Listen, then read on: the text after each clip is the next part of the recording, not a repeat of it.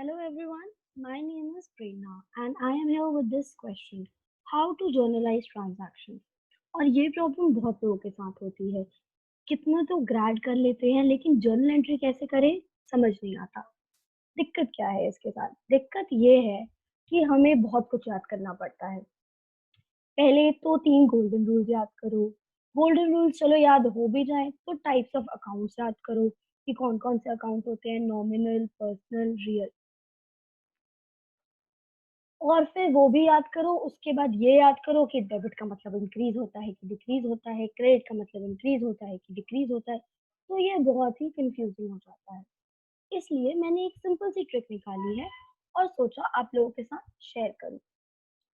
तो 2 टाइप के अप्रोच होते हैं, एक ट्रेडिशनल अप्रोच होता है, एक मॉडर्न अप्रोच होता है। मैंने मॉडर्न अप्रोच से निकाला है क्योंकि ट्रेडिशनल अप्रोच में कुछ प्रॉब्लम्स तो थी जिसकी वज़ह से एक मॉडर्न अप्रोच बना जो कि ये प्रॉब्लम प्रूफ है और यहाँ पे याद भी कम करना पड़ता है।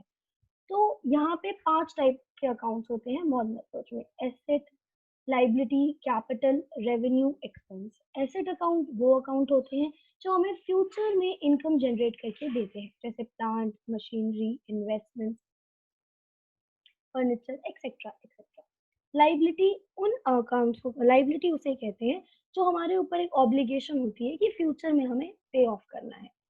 जैसे कि हमारे creditors, loan etcetera. Capital capital का सिर्फ एक ही डेफिनेशन है कि बिजनेस का ओनर जो पैसे बिजनेस में लगाता है उसे हम कहते हैं कैपिटल। ठीक है, बिजनेस का ओनर अगर बिजनेस को कुछ भी देता है तो बिजनेस उसको एक इंटरनल लाइबिलिटी की तरह ट्रीट करती है और उसको कैपिटल नाम दिया है। चौथा होता है आपका रेवेन्यू। रेवेन्यू मतलब सिंपली इनकम। जब हम इनकम रिसीव करते हैं तो उसे हम रेवेन्यू कहते हैं। और बिजनेस कर रहे हैं, इनकम कमा रहे हैं, एसेट खरीद रहे हैं, लायबिलिटीज हो रही हैं, थोड़ी बहुत तो खर्चे भी होंगे, इसलिए एक अकाउंट होता है हमारा एक्सपेंस। ये 5 टाइप के अकाउंट्स होते हैं। और मॉडर्न अप्रोच के हिसाब से एसेट और एक्सपेंस अकाउंट में डेबिट का मतलब इंक्रीज होता है, क्रेडिट का मतलब डिक्रीज होता है। और बाकी तीनों अकाउंट में लायबिलिटी, रेवेन्यू और कैपिटल में डेबिट का मतलब डिक्रीज और क्रेडिट का मतलब इंक्रीज। अब इजीएस्ट वे आउट मैंने इसको कहा है, बट ये वाला इमोजी इसलिए यूज किया क्योंकि ये सबको पता है पर याद नहीं कर पाते। इसके लिए मैंने एक सिंपल सी ट्रिक जो बनाई है वो ये है कि हमने वॉवल्स रट लिए हैं, ठीक है? क्योंकि हम बचपन से करते आ रहे हैं वॉवल्स की बात में तो हमें याद हो गए। तो there are 5 vowels A, E, I, O, U और ये 5 अकाउंट हैं। अब यहाँ उनसे कोई रिलेशन नहीं है वैसे, लेकिन यहाँ पे आप देखो कि आपका asset, liability, capital, revenue, expense इन पाँचों में सिर्फ 2 अकाउंट ऐसे हैं जो एक वॉवल से स्टार्ट होते हैं, एसेट और एक्सपेंस। और इन्हीं दोनों में डेबिट का मतलब इंक्रीज होता है और क्रेडिट का मतलब डिक्रीज होता है। और बाकी तीनों लायबिलिटी, कैपिटल, रेवेन्यू, एलसीआर तीनों कॉन्सोनेंट से स्टार्ट होते हैं और इनमें उल्टा होता है बिल्कुल उसका, डेबिट का मतलब डिक्रीज और क्रेडिट का मतलब इंक्रीज। ये रहा asset expense, debit increase, credit decrease. Liability, debit increase, credit decrease. Liability, capital और रेवेन्यू। इसका सिंपली मतलब ये है कि अगर एसेट मेरा बढ़ेगा तो मैं उसको डेबिट करूंगी और एसेट मेरा घटेगा तो मैं उसको क्रेडिट करूंगी। सिमिलरली एक्सपेंस के साथ, एक्सपेंस अगर बढ़ेंगे तो उसको डेबिट करूंगी, एक्सपेंस अगर घटेंगे तो उन्हें क्रेडिट करूंगी।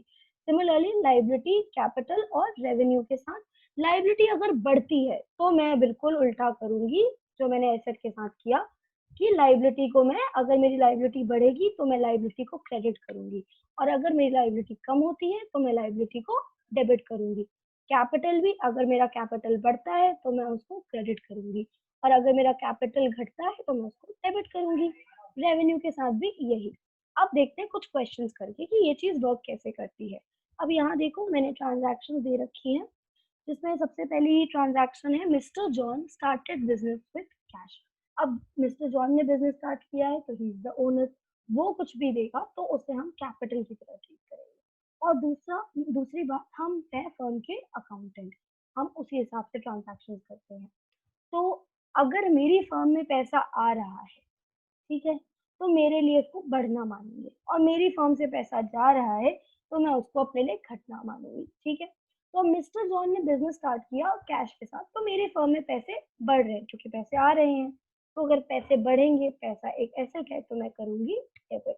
और अगर मिस्टर जॉन जो एक कैपिटल दे रहे हैं मुझे, वो वो बढ़ेगा तो मैं उसको करूँगी क्रेडिट, क्योंकि वो लायबिलिटी की तरह है मेरे लिए, इसलिए मैंने उसको कर दिया क्रेडिट।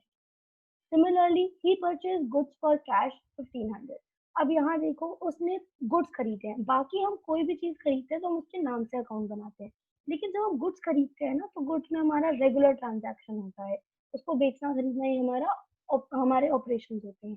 तो इसलिए हम उस जब भी हम गुड्स खरीदेंगे तो उसको हम वर्ड देते हैं परचेजेस का, और परचेज हमारा खर्चा है।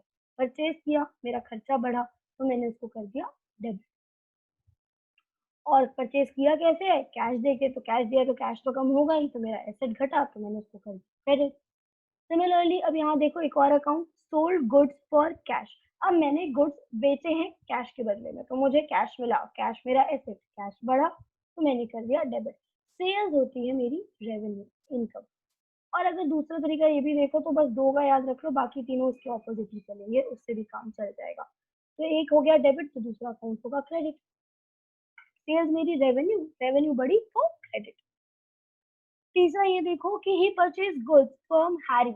अब इसने गुड्स तो खरीदे हैं लेकिन पैसे नहीं दिए, हैरी से खरीदे हैं, लेकिन आज नहीं तो कल पैसे तो देने पड़ेंगे ना, तो ये हो गई मेरी लाइबिलिटी। अब मेरी लाइबिलिटी बढ़ गई, लाइबिलिटी बढ़ गई तो क्रेडिट कर दिया, तो मैंने कर दिया हैरी अकाउंट क्रेडिट। और खर्चा तो बढ़ ही गया था जब गुड्स खरीदे थे, तो एक्सपेंस जो था परचेज अकाउंट वो कर दिया डेबिट। अगली 11 जैन की एंट्री देखो, he received interest in cash. उसको कैश मिला है। अब मैंने रिसीव्ड इंटरेस्ट को छोड़ो, पहले कैश मिला है मैं उस पर देखती हूँ।